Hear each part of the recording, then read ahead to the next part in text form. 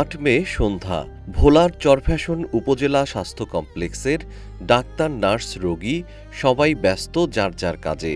হঠাৎ স্বাস্থ্য কমপ্লেক্সে প্রবেশ করলেন এক নারী। তার কোলে ২.৫ মাস বয়সী এক কন্যা শিশু।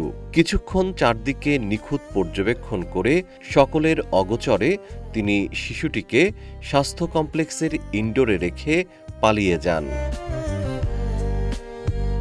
জীবন অবাক না করলে কে করবে? ২৮% মিল্ক ফ্যাটের অবাক করার সাথে ফ্রেশ মিল্ক পাউডার। জীবন অবাক করুক প্রতিদিন। ততক্ষণে শিশুটির কান্নায় ভারী হয়ে ওঠে স্বাস্থ্য কমপ্লেক্সের ইনডোর।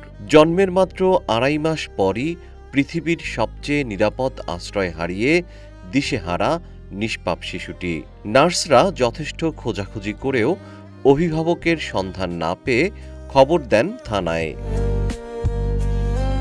পুলিশ ও উপজেলা প্রশাসনকে অবহিত করার পর তাৎক্ষণিকভাবে পুলিশ, উপজেলা নির্বাহী কর্মকর্তা ও সমাজসেবা কর্মকর্তা হাসপাতালে চলে আসেন। শিশুটিকে জিম্মায় নেয় উপজেলা প্রশাসন। উপজেলা স্বাস্থ্য কমপ্লেক্সের আবাসিক মেডিকেল অফিসার RMO মাখলুকুর রহমান জানান, অসুস্থ থাকায় শিশুটিকে কিছুদিন হাসপাতালের তত্ত্বাবধানে রেখে চিকিৎসা দেওয়া হবে। ম্যাডামের প্রেসক্রিপশন অনুযায়ী আমরা বর্তমানে বাচ্চাকে দেখাশোনা করতেছি এবং চিকিৎসাধীন রাখছি। যেহেতু বাচ্চা অজ্ঞাত, এই বিষয়ে আমরা একটা সাধারণ ডায়েরি করতেছি, যেটা থানায় জানানো এবং উপজেলা প্রশাসনকেও জানানো হয়েছে।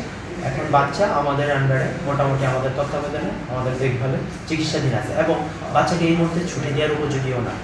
বাচ্চা একটু অসুস্থই আছে, তার খিচুড়িটা এখন বন্ধ হয়েছে, কিন্তু এখনও সে ওইভাবে পুরোপুরি সুস্থ না যে অবস্থায় রিলিজ দেওয়া যায়। সেজন্য আমরা ওকে এখনো হাসপাতালে রেখে চিকিৎসা দিচ্ছি।